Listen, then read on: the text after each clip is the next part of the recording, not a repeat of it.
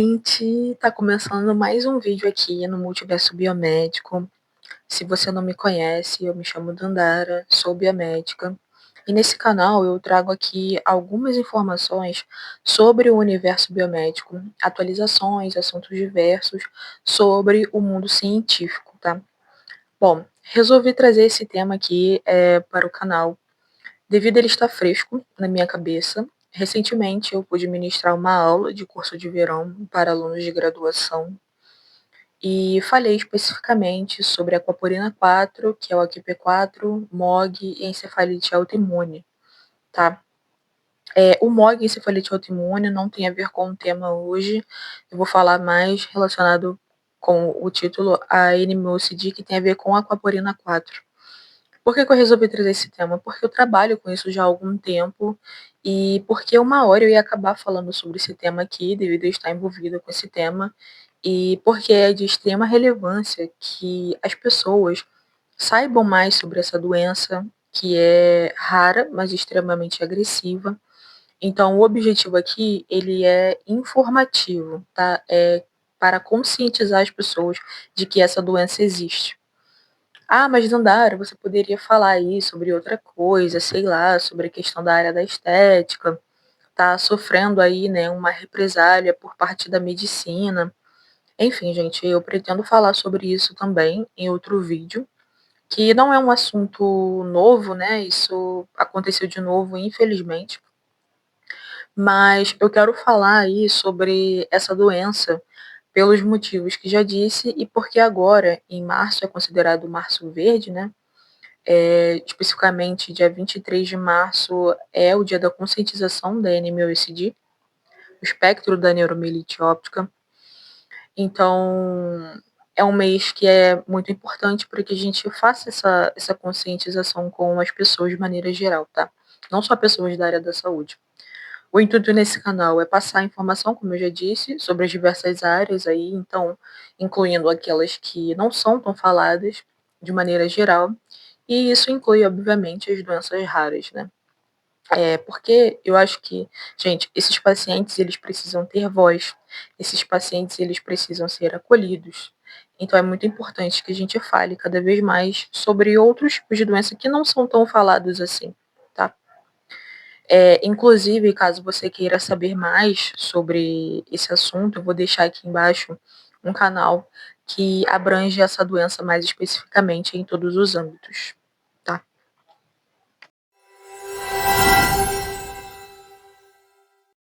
Você já ouviu falar em uma doença rara que pode causar cegueira e paralisia e que pode muitas das vezes ser confundida com a EM, conhecida como esclerose múltipla? Bom, hoje eu quero falar sobre a NMOSD, uma condição autoimune pouco conhecida, mas extremamente importante para o diagnóstico neurológico correto. O espectro da neuromielite óptica, também chamado de NMOSD, é uma doença autoimune, inflamatória, que atinge aí principalmente o nervo óptico e a medula espinhal. Isso significa que o próprio sistema imunológico passa a atacar estruturas do sistema nervoso central. Ela pode, então, provocar episódios de neurite óptica, que vai levar aí à perda visual, e mielite, que pode causar fraqueza, dormência ou até mesmo a paralisia dos membros. Então, é uma doença extremamente agressiva.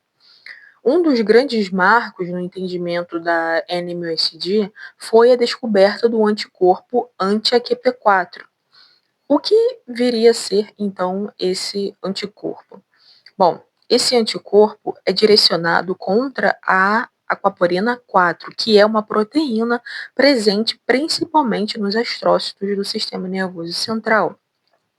A presença, então, desse anticorpo no sangue ajuda não apenas no diagnóstico, mas também na diferenciação entre NMOSD e esclerose múltipla, que são doenças totalmente diferentes, totalmente distintas, embora possam parecer semelhantes clinicamente.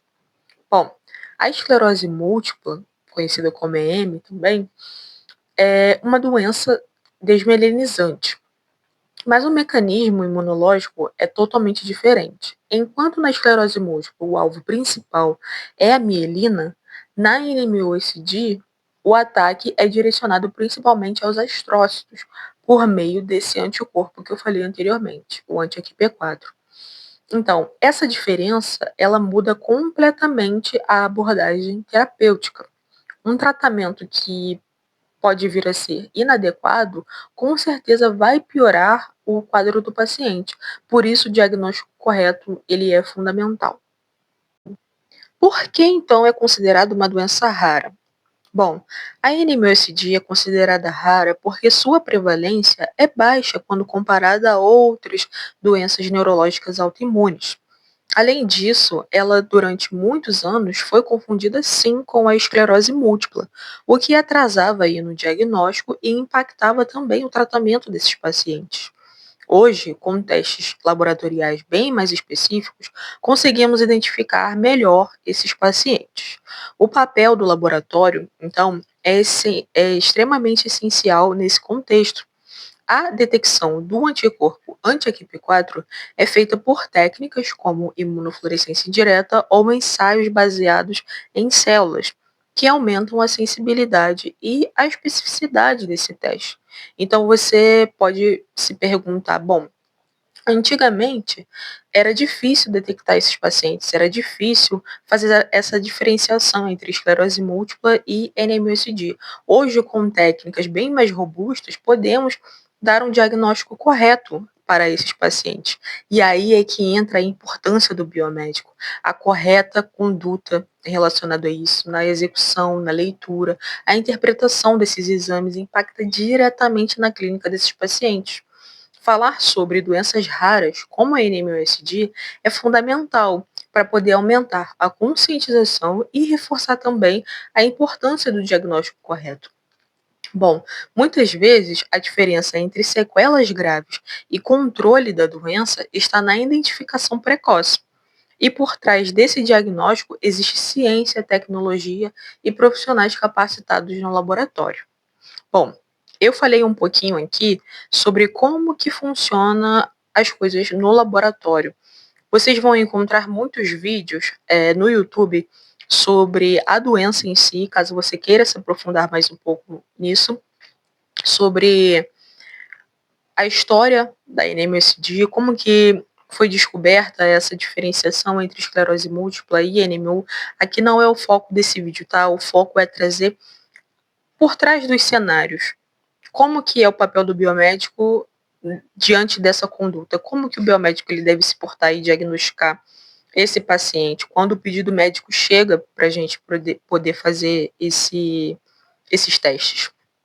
Então, aqui, como eu disse, o objetivo é informativo, mas principalmente focado na parte laboratorial.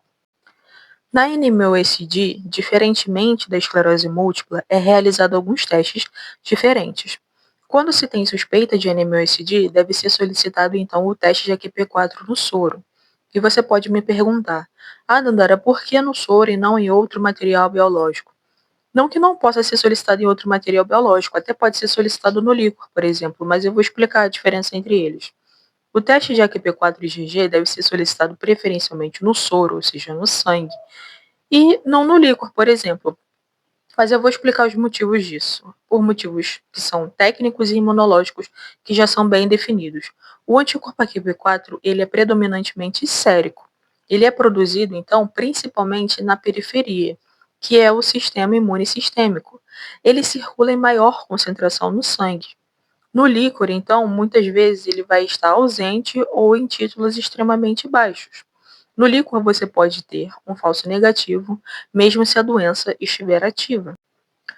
Os estudos mostram que a positividade da aquaporina 4-IgG é significativamente maior no soro, e testes no líquor têm menor sensibilidade. Raramente o líquor será positivo se o soro for negativo. E o que isso implica na prática clínica, né? Bom, se você pedir só no líquor, pode perder o diagnóstico. A fisiopatologia, ela explica isso de maneira simples. Eu vou explicar um pouco da fisiopatologia, mas não é o objetivo desse vídeo aqui. Se vocês quiserem, eu posso trazer uma aula sobre fisiopatologia em um outro vídeo separado. Bom, na NMOSD, o anticorpo equipe 4 é produzido por plasmócitos periféricos. Ele então vai atravessar o que chamamos de barreira hematoencefálica, que já deve ser conhecida por vocês, liga-se aos astrócitos no sistema nervoso central, ele vai ativar o complemento e vai ocasionar aí lesão inflamatória. E agora eu vou falar um pouco sobre os sintomas. Bom, o sistema nervoso central, ele vai ser o alvo dessa doença aí, né? Mas o anticorpo ele vai estar sendo produzido fora dele. E aí você pode me perguntar quais são os sintomas dessa doença, afinal. Bom, aqui agora eu gostaria que você fizesse um exercício mental e se colocasse no lugar do paciente, para que você possa entender de fato a importância de se falar sobre essa doença, mas principalmente como diagnosticá-la corretamente, tá? O espectro da neuromielite óptica, então, como eu já disse, mas volto a repetir aqui, ele é uma doença autoimune inflamatória do sistema nervoso central e que vai atingir principalmente nervo óptico, medula espinhal e o tronco encefálico. E os sintomas costumam ser agudos, intensos e potencialmente incapacitantes. Neurite óptica, muito comum e muitas vezes grave, é uma das manifestações mais típicas. Alguns dos sintomas, como dor ocular, principalmente movimentar o olho, visão borrada súbita, perda de visão importante, pode afetar os dois olhos, recuperação muitas das vezes incompleta. E, diferentemente da esclerose múltipla, na NMOSD, a perda visual tende a ser bem mais severa, tá? Vamos ter aí também como outro sintoma importante a mielite longitudinal extensa, que é a inflamação da medula espinhal, que vai envolver segmentos vertebrais. Alguns desses sintomas podem ser fraqueza nos membros, paraparesia ou tetraparesia, dormência ou perda de sensibilidade, alteração também de controle urinário. A pessoa tende a ficar com a bexiga mais solta e com isso não consegue controlar a vontade de urinar. Constipação, disfunção sexual. Isso tudo pode evoluir então rapidamente para uma paraplegia se não for tratada também. Bom, agora eu vou falar sobre a síndrome da área pós-trema, que é muito característico. Essa é quase a assinatura da NMOSD. Bom, os sintomas são náuseas intensas e persistentes, vômitos incoercíveis, ou seja, frequentes, soluços contínuos, dias e semanas soluçando. Vocês imaginam, gente, o paciente ter que ficar soluçando, vomitando por vários dias ou semanas ou até meses e não se ter uma solução para isso. Muitas vezes o paciente ele passa por um gastroenterologista achando que é algo gástrico antes que de alguém pensar, né, em alguma causa neurológica. E é aqui que está um grande problema. Muitas das vezes o gastro não conhece a doença e vai receitar algum medicamento para o estômago para parar essas náuseas e vômitos constantes. Mas quando o problema ele é neurológico, isso não vai funcionar. Bom, você imagina ter que passar, né, por tudo isso. É uma sensação de impotência muito grande, total. Porque o paciente, ele procura o médico, aí ele vai, faz o que ele sabe fazer, né? O médico vai lá, faz o que ele sabe fazer, mas aquilo não passa. E o paciente procura outro médico, achando que aquele médico não fez o correto. Mas aquele médico, muitas vezes, ele não sabe da informação, né? E aí passa por um outro médico até que o outro desconfie do problema e encaminhe ao médico dessa especialidade, que no caso seria o neurologista. E você ainda tem que encontrar um neurologista que saiba prescrever o exame correto, né, para esse paciente. Ainda tem essa questão, porque tem médicos neurologistas, eu falo dessa área porque eu trabalhei com isso, tá, gente? Eu vi muito isso. Médicos que não sabem, muitas das vezes, prescrever para esse paciente. E aqui que entra, né? Aqui que entra, então, gente, a importância da gente como biomédico, né? Ter essa responsabilidade pessoal de estudar a fundo com o que estamos trabalhando, com o que estamos fazendo no dia a dia no laboratório, para que possamos, então, também passar conhecimento a quem não sabe. Afinal, hoje se fala muito em equipe multidisciplinar, e é justamente isso. O paciente, ele precisa tanto do médico, quanto do biomédico, quanto do farmacêutico, quanto do enfermeiro, né? E quem sai ganhando com isso é o paciente. né? A gente não precisa ficar brigando e disputando por espaço. Todos têm o seu espaço e quem a gente deve se preocupar é com o paciente e não com briga de ego, como muitas das vezes acontece e a gente vê por aí, né? Bom, eu não sei vocês, mas eu fico muito feliz quando eu consigo dar um diagnóstico a um paciente. Mesmo que seja triste a situação dele, né? Mas pelo menos agora ele sabe o que ele tem e vai poder tratar. Porque é pior quando a gente não sabe o diagnóstico, né? Eu mesmo já passei por isso, que eu tenho, infelizmente, a síndrome do ovário policístico, também quero falar sobre isso aqui no canal. E eu já passei por essa situação de ficar rodando médicos e não conseguir encontrar um médico que me desse um diagnóstico correto. Ainda enfrento problemas relacionados a isso, mas hoje, por conhecimento que eu fui buscar mesmo, ir atrás disso, eu tenho um melhor direcionamento. Então, gente, depois dos testes, dos exames, enfim, né, o médico vai poder ter uma linha de tratamento mais adequada para esse paciente. Na NMOSD, então, os surtos eles costumam ser mais agressivos e deixam mais sequelas do que na esclerose múltipla. Cada surto maltratado pode significar perda funcional permanente.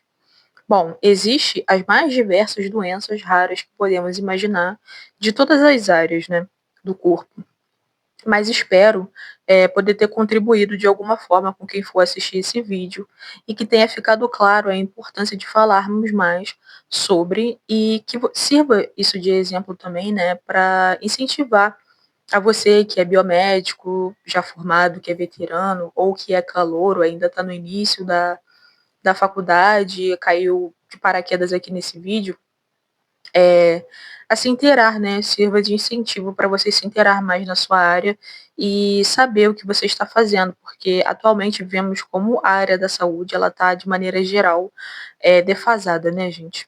Infelizmente, as pessoas, elas hoje em dia, falando de maneira geral, obviamente não são todos, nós temos bons profissionais e péssimos profissionais em todas as áreas, né? Mas que isso sirva de exemplo para que, se você escolher uma área, independente de qual for, seja neurologia, hematologia, estética, independente da área, microbiologia, urinálise, parasito, qualquer área, ou se você for médico, ou se você for enfermeiro, farmacêutico, independente da área que você escolher, você possa aí, de fato, entender e estudar o que você está fazendo, porque isso vai impactar vidas. Quando você termina de fazer a faculdade, você faz um juramento. Não se esqueça desse juramento, tá? Bom, o vídeo foi esse, tá? Curte, compartilha, comenta aí o que você acha, se você já conhecia Animal esse dia ou não. E é isso. Até a próxima, galera. Beijos.